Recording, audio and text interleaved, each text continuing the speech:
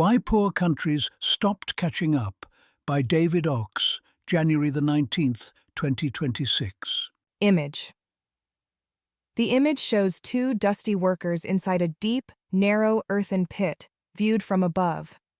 One man is hauling a large burlap sack up the wall, while the other braces himself lower down, reaching an arm outward against the red-brown soil. Cobalt miners in the Democratic Republic of the Congo. At the very tail end of 2025, three economists published an essay that I think qualifies as a strong late entrant for most important essay written in 2025. By the rather sedate standards of economics, it was the closest thing to a bombshell, a mea culpa from high up in the profession. They gave their essay a blunt title: "We Were Wrong About Convergence." Some context is needed. A few years ago, these three economists, Arvind Subramanian, Justin Sandifer, and Dev Patel, we can call them SS&P for short, published an important empirical finding about how poor countries were doing relative to rich ones. For a long time, economists had been troubled by a difficult fact. Economic theory predicts that poor countries are supposed to grow faster than rich countries. Catch-up growth resulting in economic convergence is a straightforward prediction of the Solo Swan growth model, and the Solo Swan growth model is one of the central ideas in all of economic thought. But in reality, this wasn't happening. Solo convergence was never seen in the wild. If anything, the gap between rich countries and poor ones was growing. Then, in the late 2010s, SS&P made their announcement. Sometime around 1995, they found the trend had reversed, and rich-poor convergence had finally come alive. Poor countries had started catching up to rich countries. Solo convergence had arrived at last. It was, they announced in a 2021 paper formalizing their finding, the new era of unconditional convergence. At the time, this finding was widely celebrated. The popular blogger Noah Smith went so far as to announce that the SS&P paper constituted his basic theory of development. In the past, he said, poor countries were failing to outgrow rich ones because of unfortunate circumstances: the war, bad policies, and dysfunctional institutions that afflicted developing nations in the mid-20th century. Now that those were swept away, they were, he said, merely a temporary phenomenon. The catch-up growth that economic theory predicted had finally arrived. Globalization was working, development was succeeding, the gap between rich and poor countries was closing. So there was tremendous reason for optimism about the future. Now, a few short years later, SS&P have returned, hat in hand, to say that they were wrong. The era of convergence that they heralded in 2021 was over almost as soon as it started. Poor countries are once again growing slower than richer ones. The facts have changed again, they write. Unconditional convergence appears to have come to an end. A short history of non-convergence. What is convergence? Why does economic theory expect that poor places are supposed to grow faster than rich ones? For that, we should start with the great economist Robert Solow. In 1956, Solow published a seminal paper titled A Contribution to the Theory of Economic Growth. Solow proposed that there are three factors that can explain long-run economic growth. Capital accumulation is one, the growth of the labor force is another, and the third is weirder: a residual element, which Solow and his followers attributed to technological innovation and productivity growth. This is the Solow residual. Let's focus, though, just on capital. The size of the labor force and the contribution of the residual don't change much day to day.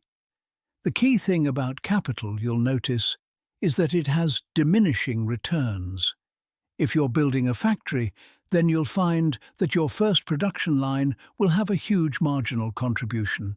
Your fifth will have a big one too. But by the time you reach your 100th production line, or your 1000th, diminishing marginal returns will have kicked in. Eventually, the marginal return will have diminished to zero.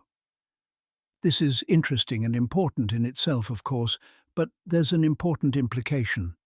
If the marginal return to capital is always falling, then at any given time, any given population, any given level of technological achievement, any given economy will have a certain point at which the marginal unit of capital won't do anything. This is the steady-state equilibrium of the economy. We can think of economic growth as the process of moving closer and closer to that frontier. Over time, that frontier moves. But it usually doesn't move dramatically from one year to the next. And this has another interesting implication. Certain places are closer to the frontier than others, and in the places that are closer to the frontier, diminishing marginal returns have really begun to bite. And so, all else being equal, we should expect to see poor countries grow faster than rich ones. All else being equal is crucial. We'll return to it later. We can say this as there's more low-hanging fruit, or the marginal return to capital investment is higher, but it's all the same idea. And so the Solow model predicts, pretty straightforwardly, that poor economies will tend to grow faster than rich ones, and the rate of growth will slow as they get richer. This is catch-up growth. And the global economy should be marked by a trend of convergence between the rich nations and the poor ones. Obviously, this is all in theory, and in reality there are a lot of complexities, civil wars, bad governments, so on, that mean that things are quite different. But the Solow model was, and is, an enormously influential piece of theory. Solow won the Nobel Prize for it in 1987. And indeed, the Solow model's prediction of catch-up growth is so influential and so intuitive that many people simply assume that it describes reality. Take, for instance, a recent essay by two smart people, Dwarkesh Patel and Philip Trammell. They seem to think that Solow not only described theory, but also described reality. For the past 75 years or so, the world's poorest countries have, on average, grown more quickly than the world's richest countries. But there's a problem with that view. It's not true. Image. A black and white photo shows a man wearing glasses seated at a desk, with his arms resting on a stack of papers. Behind him are shelves filled with books and documents, giving the scene the feel of a crowded office or study. Robert Solow. In the 80s, the Solow model came under attack. What changed was simply Moore's law. Computers had become more powerful, so you could run more calculations with them. And this was also a Moore's law thing, though in a more indirect way. There were now useful datasets of income for every country, like the Penn World Table. So it became possible for economists to become a lot more ambitious in their statistical work. This was the foundation of the credibility revolution in economics. And the Louis XVI of this credibility revolution was the idea of the Solow convergence. Testing Solow convergence is pretty simple. You take the data from Penn and you regress income growth against initial income levels to see if poor countries were outgrowing rich ones. And whenever economists did that, they found that Solow convergence didn't exist. Poor countries weren't growing faster than rich ones. Over the past few decades, in fact, rich countries had been the ones growing faster. Solow convergence, one famous paper announced in the driest of academic English, was inconsistent with the cross-country evidence. And then it got worse. In the 90s, the economist Angus Maddison published datasets for income going back to 1870. And in 1997, Lant Pritchett, another economist, used that data to publish a paper with regressions going back to 1870. Pritchett found that throughout the entire modern economic era, the global economy had been marked by divergence. The gap between rich countries and poor ones hadn't been shrinking. It had been growing. This was a big problem for economics. Solow's growth model was a cornerstone of the field, a load-bearing theory for a lot of other things that economists wanted to keep around. And it was a real issue that one of its core predictions was getting falsified over and over. And so economists looked for patches. Some of them opted for growth models that allowed for potential non-convergence between rich countries and poor ones. Others abandoned the unconditional convergence that Solow's model seemed to imply for what they called conditional convergence. They adjusted for metrics like human capital or institutional quality and found that if you conditioned on those variables, if you made all else equal, well, then poor countries were growing faster. Of course, conditional convergence was also basically meaningless because in the real world, all else was not equal. Mozambique is not Germany, and if it's outgrowing Germany once you adjust for the ways it's different, then you're just talking about a different country that doesn't exist. And so, after all was said and done, very little was left of Solo convergence. But then something changed. Convergence comes alive? In 2018, Subramanian, Sandifer and Patel published a blog post called "Everything You Know About Cross-Country Convergence Is Now Wrong." Just when economists had given up on convergence, it had come alive. While economists were busy refining the econometric tools for studying divergence, they wrote, the basic facts about economic growth around the world turned completely upside down. As the three economists wrote, while unconditional convergence was singularly absent in the past, there has been unconditional convergence, beginning weekly around 1990 and emphatically for the last 2 decades. At the country level at least, we should shed the idea of no convergence. It's not just China and India, home to 1/3 of the world's population on their own. Developing countries on average are outpacing the developed world. and this wasn't just because rich countries were growing slower. Convergence in the recent period, they said, is a consequence of both improving per capita GDP growth in poor countries and declining growth in rich countries. They were careful to note, of course, that the pace of convergence was modest. When they published their 2021 paper to formalize their findings, they pointed out that the observed rate of growth was so slow that the average developing country would close half the gap to its potential income in about 170 years. But it was still convergence, and that was what mattered. And so a lot of people were quick to announce the battle won. Solo convergence was back. Take Noah Smith, writing in Bloomberg about the blog post, the implications for the world are enormous. Ex-colonies will assume more global leadership. The world will simply be a more equal place.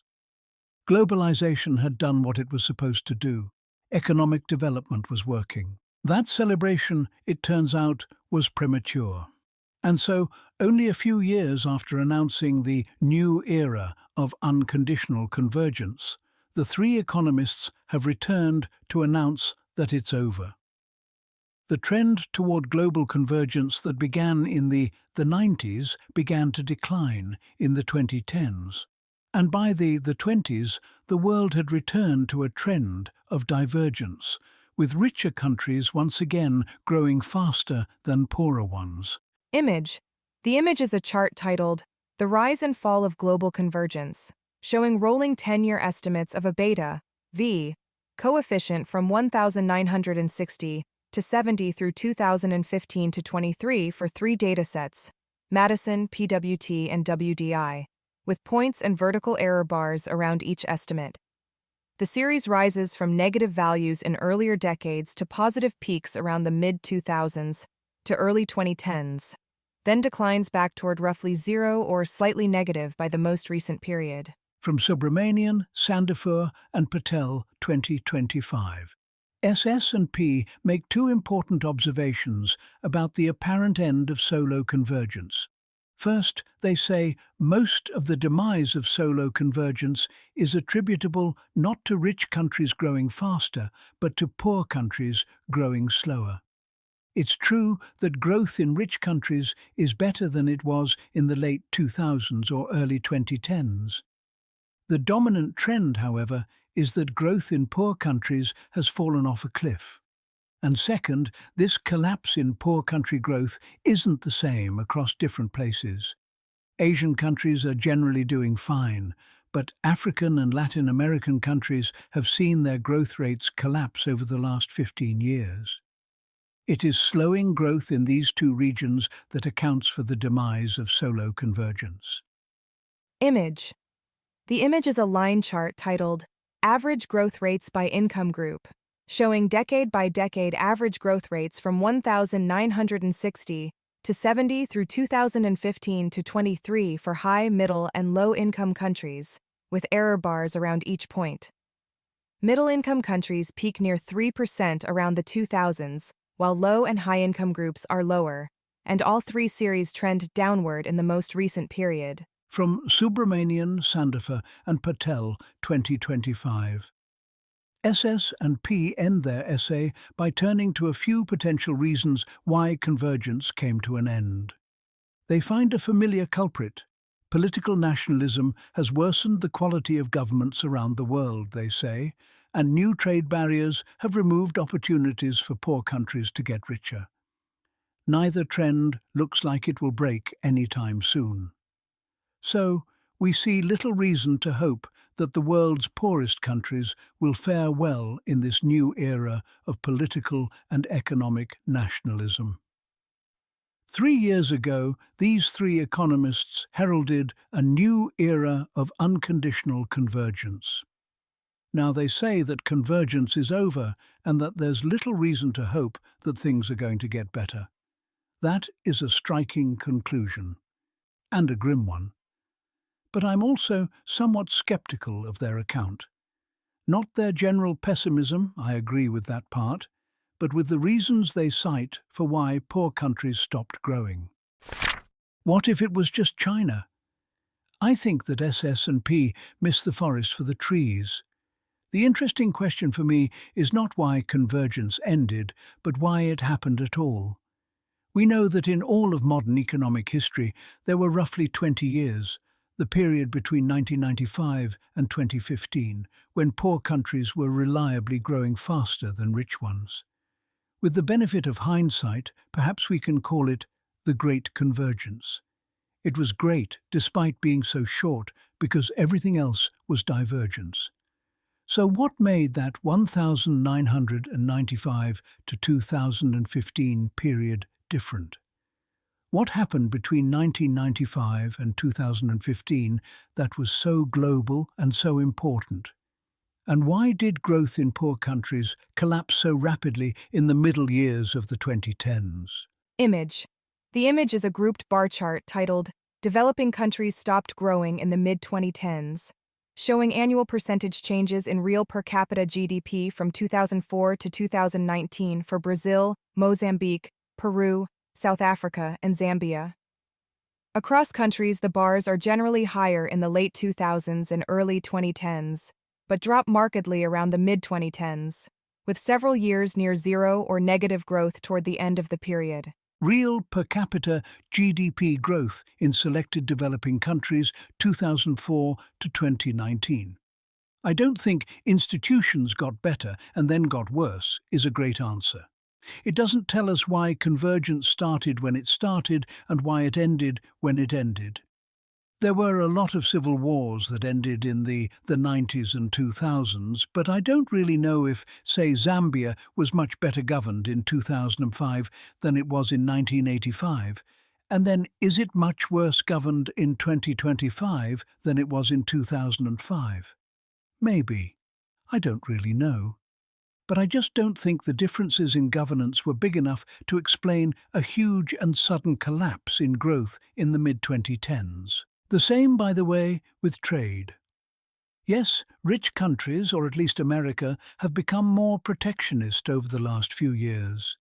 But there was no dramatic collapse in trade's contribution to GDP in African and Latin American countries that would explain why growth suddenly fell apart there.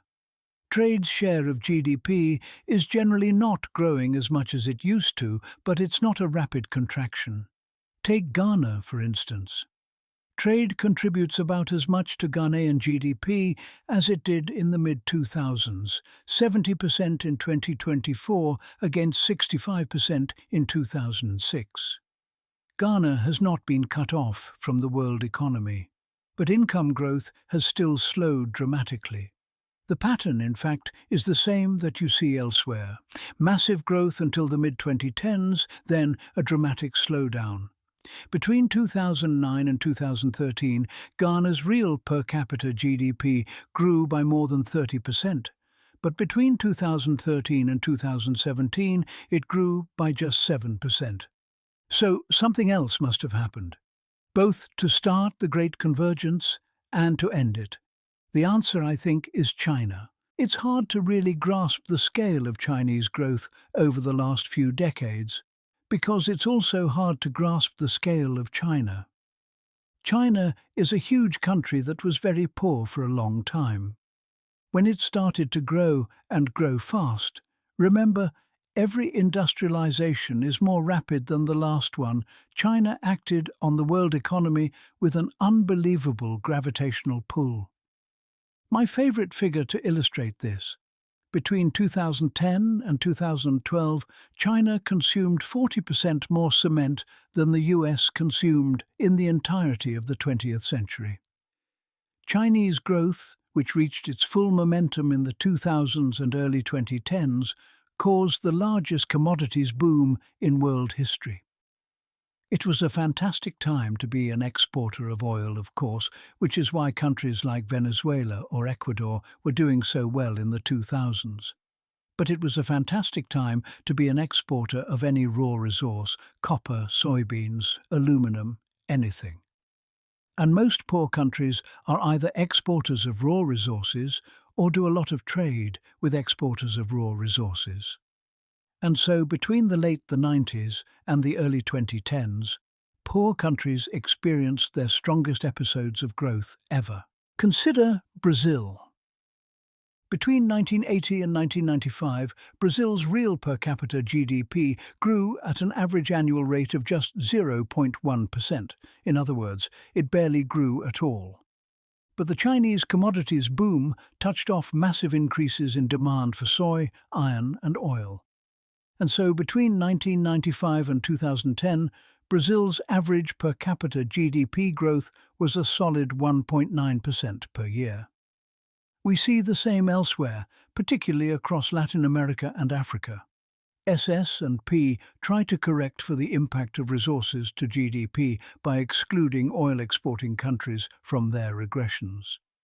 But Chinese growth touched off resource booms in every part of the poor world: in Bolivia, Paraguay, Peru, Chile, Mozambique, Ghana, Zambia, and even in badly troubled nations like the Democratic Republic of the Congo. Resource booms, though, are a kind of sugar high. They distort the economy and make it difficult to invest in non-resource sectors. And the capital accumulation they generate often isn't useful for much outside of extracting more copper or growing more soybeans. And worst of all, they tend to come crashing down. Image. The image shows an open, dusty excavation site with steep eroded walls, where several workers move through the pits and along a dirt path. Some push bicycles loaded with large sacks, and a few small tents or tarps are scattered around the site. Congolese miners, heroes of the Great Convergence. That's exactly what happened in the mid-2010s. Chinese growth began to flag, and oil prices began to fall because American shale oil started entering global markets. And suddenly, growth in poor countries collapsed. Mozambique's per capita GDP grew at an average rate of 5.2% per year from 2004 to 2014. Between 2014 and 2024, that fell to 0.3%. Zambia's annualized growth fell from 3.5% to 0.3%. Peru fell from 4.5% to 1%. Brazil fell from 2.3% to 0.2%. South Africa fell from 2% to negative 0.75%. And so the Great Convergence came to a sudden end. The end was so sudden because the whole thing was hollow. There was no durable process of capital accumulation or productivity growth underway in most of these places. If there had been, we wouldn't expect the growth to stop so suddenly and then have so much trouble getting started again afterward. Indeed, it's not hard to conclude that the Chinese commodities boom actually weakened these countries in certain ways. Dutch disease made manufacturing in these countries less competitive, and a flood of imports from Chinese manufacturers destroyed what little manufacturing capacity they had built up. So these countries left their growth spurts with less manufacturing capacity than when they had entered it. This is the premature deindustrialization of poor countries that Danny Roderick talks about. This explanation also does a lot to explain the regional pattern that SS and P highlight. Asian countries tend to be less resource-dependent than Latin American or African ones, ignoring the Middle Eastern countries, which are mostly excluded from SS and P's sample anyway. Those Asian countries have continued to do fine, but it's the collapse in growth among the resource-reliant countries of Africa and Latin America that ended the Great Convergence. This leaves us with a grim conclusion. It suggests that the Great Convergence was simply the product of the Chinese commodities boom, and little more than that. But we should give a lot of credit to Subramanian, Sandifer and Patel for their honesty in acknowledging that the facts have changed. We can hope that, like Lant Pritchett before them, they'll be proven wrong again by the facts on the ground. But hoping isn't the same thing as having reason to expect it.